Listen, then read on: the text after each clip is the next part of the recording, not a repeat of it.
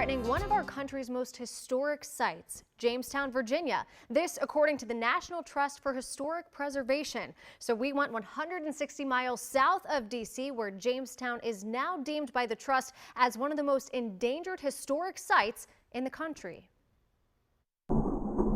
It's been 415 years since English settlers stepped out of these waters and onto this now historic land. Jamestown is America's birthplace.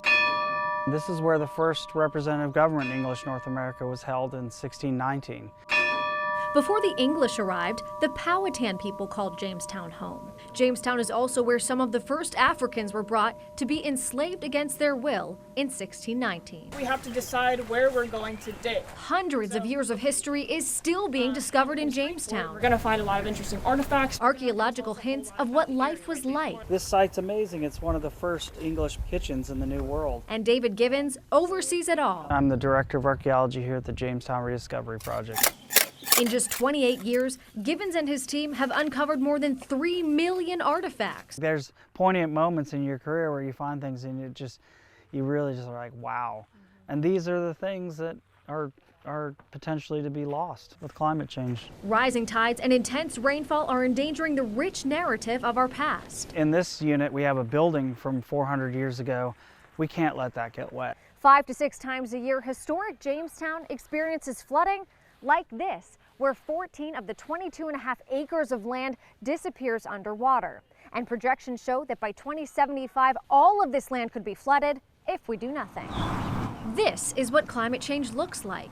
It doesn't happen all at once, but slowly, every day, the high tides get higher.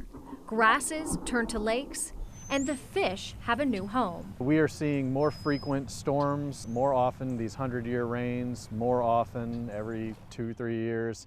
And also we can document sea level rise at Sewell's Point. It's risen almost 1.6 feet since 1927. Michael Levin started out as Director of Collections and Archaeological Conservation, but climate change has taken over his day-to-day responsibilities. I didn't expect that this would be my job. When this project came up, my boss handed it to me and I took it very willingly. And I didn't understand the seriousness of sea level rise and climate change.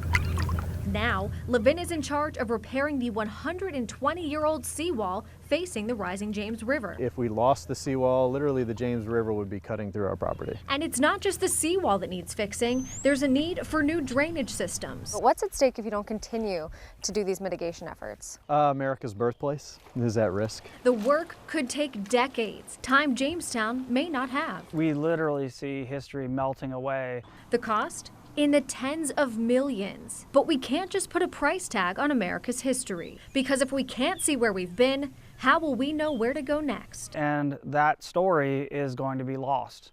And it's a story of us, who we are as Americans.